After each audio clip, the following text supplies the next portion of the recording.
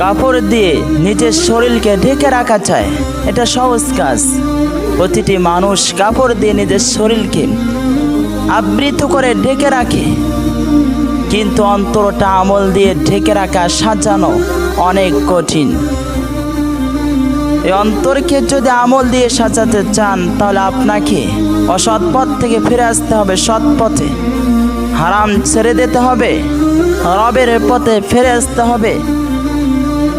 আপনি যদি রবের পথে ফিরে আসেন, হারাম ছেড়ে দেন, অসৎ পথ থেকে সৎ পথে ফিরে আসেন, আপনার অন্তরটা আপনি আমল দিয়ে সাজাতে পারবেন।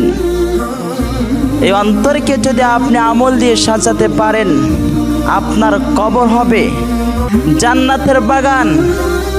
আর আপনি যদি এই অন্তরকে আমল দিয়ে সাজাতে না পারেন, আপনার কবর হবে সাপ বিচ্ছু পোকামাকড়ের বাগান।